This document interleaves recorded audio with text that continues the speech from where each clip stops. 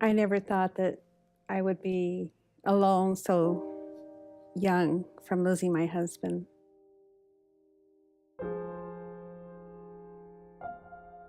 I was married at 19, which a lot of people said was young, but we loved each other very much. We had a great marriage and 3 wonderful children. We were living in La Mesa, California at the time, and we just had a great time. We were family-like, and everything that we did together was with the family. It was about 2001, and we found out my husband, Ron, had cancer. It was devastating news for us because the size of the cancer, he was going to have surgery. Well, he had his surgery and radiation, and things were going good after that. He was in remission, and we were all very happy because he was doing well. My dad first had cancer. I was really young, so I don't remember a whole lot. I just remember people would come to our house and pray with us and stuff, and our church was very helpful.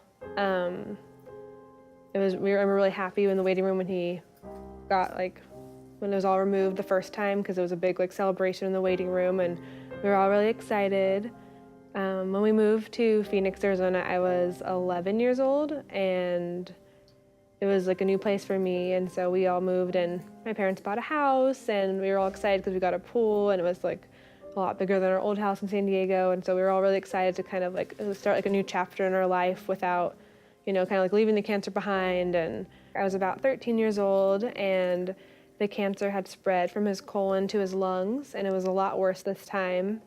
The doctors weren't sure if they would be able to do anything about it. He started radiation and chemotherapy, and it was just a lot for him. He lost so much weight, and it was a hard time. It was hard to see him like that, and it was just really hard. And watching him go through so much pain, the chemo would react so different with his body and take his energy away. It was weird seeing such a hardworking man like that. He would still try to hide it and kind of make it feel like he wasn't in as much pain, but we knew he was in a lot of pain. We kept on thinking he was going to get better because he always did. He would always go through times when he'd be really sick, but then he would get better again. And so we were all really surprised when finally the doctor said that, the cancer's not shrinking anymore, it's just growing, and it's probably about time. You just keep thinking, like you said, you think, oh, he's going to get better because he always does. And then once you've, that was just the worst feeling I think I've ever had. I know I've ever had in my life. Just knowing that he wasn't gonna get any better, and it was just gonna keep getting worse. And Even though I kept moving every day and trying to just move along with life, I know it wasn't me doing it all, because if I hadn't had God, I could feel him picking me up a lot of times, because it was really hard. And I don't know how anyone can do it without God. I wouldn't have been able to.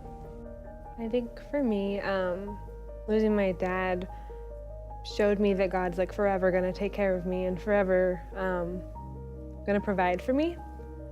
I relied a lot on my dad to provide for me and take care of me, and so I was forced to rely on, God, and it's hard at first. We lost our house, me and my mom, and I think it just gave me a hope that no matter what circumstance, God's always going to be there to lead me through it and take care of me. It seems like every time there was a bad time, God just took care of it, whether it was a bill that needed to be paid, it would just get paid, or food on our table, or people would bring us food, and it's hard, it's not easy, but he provides for you. And I learned a lot from this, is that in Matthew 6 it talks about how God takes care of the birds and feeds the birds and dresses the flowers, that he's always going to take care of you, and he showed that to me repeatedly through taking care of our family and providing for us, and that we're valuable too, and that he'll take care of us, and he's always shown that to us.